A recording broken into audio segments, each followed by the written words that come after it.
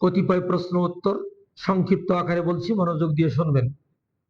1 নম্বর প্রশ্ন, ফজরের সালাতে মসজিদে এসে কিছু মুসাল্লি নিয়মিত তাহিয়াতুল মসজিদ, তাহিয়াতুল উযু এবং ফজরের 2 রাকাত সুন্নত সহ মোট 6 রাকাত সালাত আদায় করেন, এমনটি করা যাবে কি?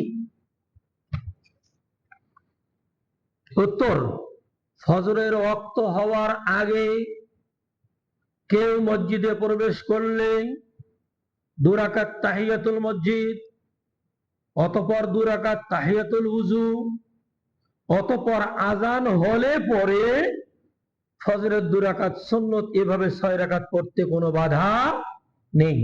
তবে কেউ যদি আজানের পর মসজিদে প্রবেশ করেন, ফজরের কথা বলা হচ্ছে, ফজরের আজানের পর মসজিদে প্রবেশ করেন, তাহলে ফজরের সুন্নত 2 রাকাত ছাড়া আর কোনো সালাত পড়া যাবে না।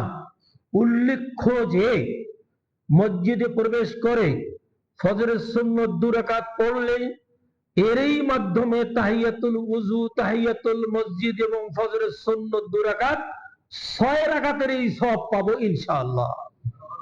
অতএব আলাদা আলাদা করে 6 রাকাত পড়ার প্রয়োজন নেই। তবে আগে যেটা বললাম, আজানের আগে আপনি প্রবেশ করেছেন, যেমন হারামাইন শরীফাই নেই, রাত 3টার সময় মানুষ যাচ্ছেন, আজান হবে 4টা 10-এ, প্রায় 1 ঘন্টা আগে যাচ্ছেন, মসজিদে প্রবেশ করেন, উনি তাহিয়াতুল উযু, দুখুলুল মসজিদ সহ অন্যান্য আরো অনেক সালাত বা তাহাজ্জুদের সালাত, ইশরা, তারপরে আপনার সালাতুল শুকুর, সালাতুল ইস্তিগফার ইত্যাদি ইত্যাদি সালাত আদায় করতে পারেন, কোনো বাধা নেই। আজান হলে পরে আর ফজরের সুন্নত ছাড়া অন্য কোনো সালাত আদায় করা যাবে না। যিনি এই আমলটা করেন তিনি যদি আগে করে থাকেন তাহলে ঠিক আছে, আর যদি আজানের পরে করেন ঠিক নেই।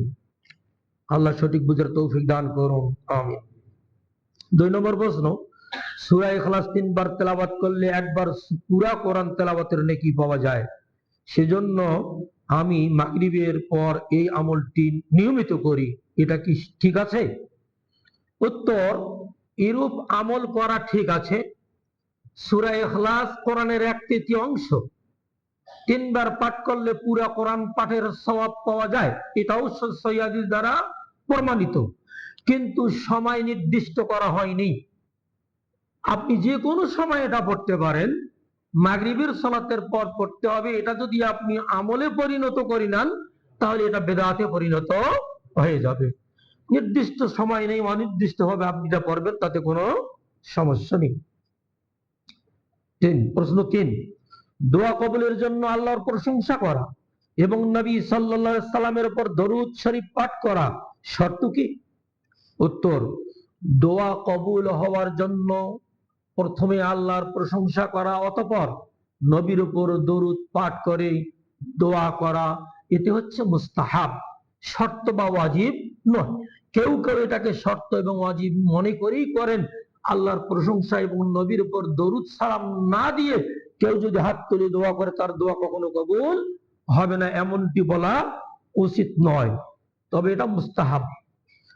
যেমন ফাজলা ইবনে উবাইদ রাদিয়াল্লাহু তাআলা আনহু বলেন, রাসূল সাল্লাল্লাহু আলাইহি সাল্লাম মসজিদে নববীতে একজন সাহাবীকে দোয়া করতে শুনলেন। দোয়া করতেছে, একটু শোনা যাচ্ছে, ছোট ছোট আওয়াজে উনি দোয়াগুলি বলছেন, কিন্তু দোয়ার শুরুতে তিনি আল্লাহর প্রশংসা এবং নবীর উপর দরুদ পাঠ করেননি। দোয়া শেষে রাসূল সাল্লাল্লাহু আলাইহি ওয়াসাল্লাম মন্তব্য করলেন, লোকটি বড় তাড়াহুড়া করেছে। এই কথা বলার পর তিনি ওই সাহাবীকে ডাকলেন, ডেকে বললেন, তুমি যখন দোয়া করবে তখন এই আদবটা অবশ্যই রক্ষা করবে। সেটা কি? আল্লাহর প্রশংসা করা, নবীর উপর দরুদ পাঠ করা। এই হাদিসটা আবু দাউদ সহিহ রাওয়ায়াতে বর্ণিত হয়েছে, হাদিস নম্বর 1481। এর দ্বারা প্রমাণিত হচ্ছে দোয়ার আদব হচ্ছে প্রথমে কি করা?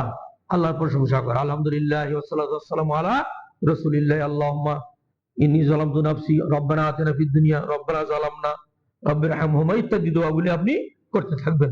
কিন্তু সর্বপ্রথম আল্লাহর প্রশংসা, নবীর উপর কি সংক্ষিপ্ত দরুদ পাঠ করা মুস্তাহাব। ইমাম নববী রাহিমাহুল্লাহ বলেন এবং অন্যান্য বিদ্বানগণ একমত পোষণ করেছেন যে দোয়ার পূর্বে আল্লাহর প্রশংসা এবং নবীর প্রতি দরুদ ও সালাম পেশ করা মুস্তাহাব।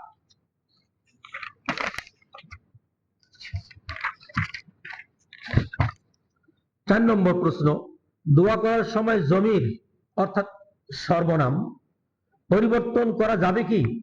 যেখানে যেগুলো সর্বনাম দেওয়া আছে সেই সর্বনামগুলির পরিবর্তন ঘটানো যাবে কি যাবে না? প্রশ্ন। উত্তর, কোরআন ও হাদিসে বর্ণিত দোয়া সমূহ দোয়া হিসাবে বলার সময় সর্বনামগুলি বচন বা লিঙ্গগুলিকে পরিবর্তন করে পাঠ করা যাবে বলে কিছু কিছু আলেম ফতোয়া দিয়ে থাকেন। এই ব্যাপারে ইবনে তাইমিয়া,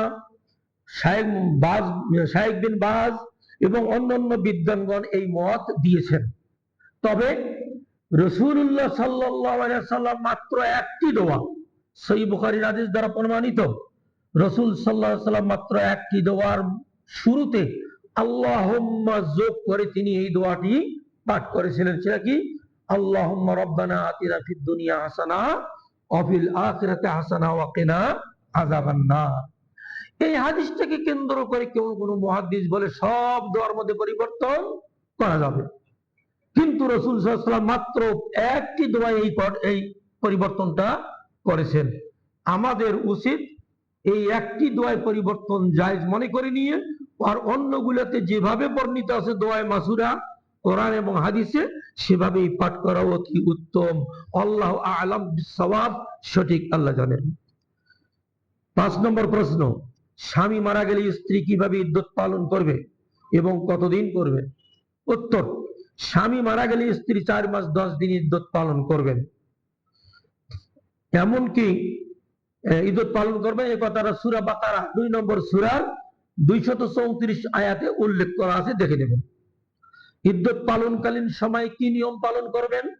1, ইদ্যত পালনকালে একান্ত প্রয়োজন ব্যতীত বাড়ির বাইরে যাবেন না মহিলা, এমনকি আত্মীয় স্বজনের বাড়িতেও যাবেন না।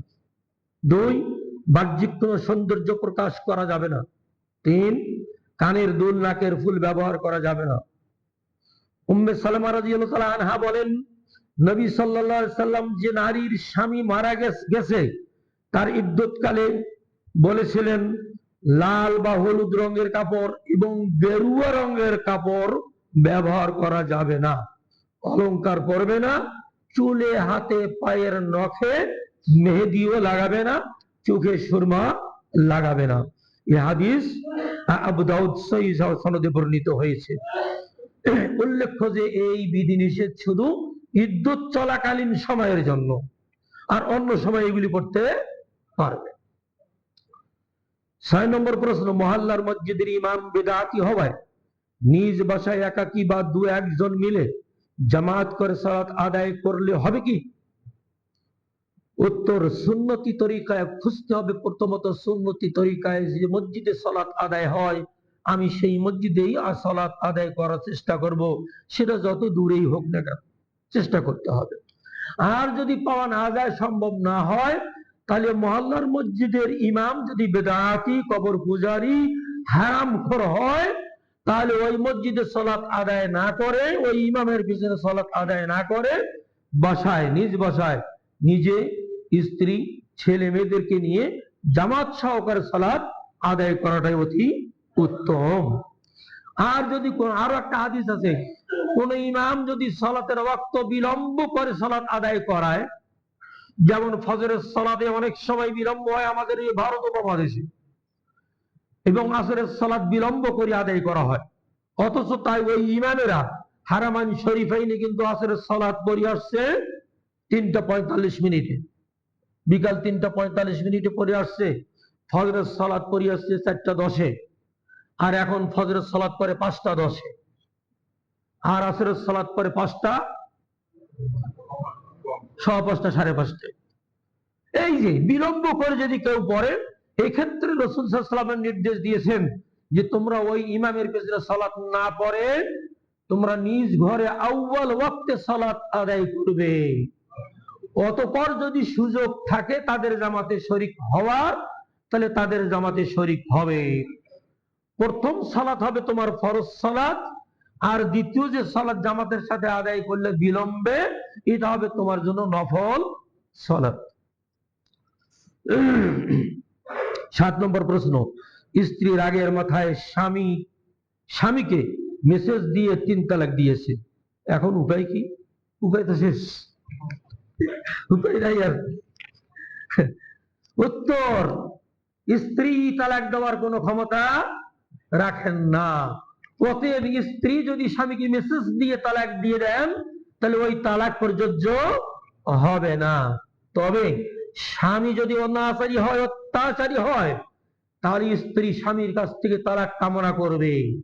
সে যদি অস্বীকৃতি জানায়, তাহলে আদালতের আশ্রয় নিয়ে বিবাহ বিচ্ছেদ ঘটাতে পারবে। কিন্তু স্ত্রী মেসেজ হোক, হোয়াটসঅ্যাপে হোক, যাতেই হোক, যেভাবে হোক, টেলিফোনে হোক, মোবাইলে হোক, স্বামীকে তালাক দিতে পারবে না, দিলেও হবে না। অতএব কোনো সমস্যা নাই ইনশাআল্লাহ।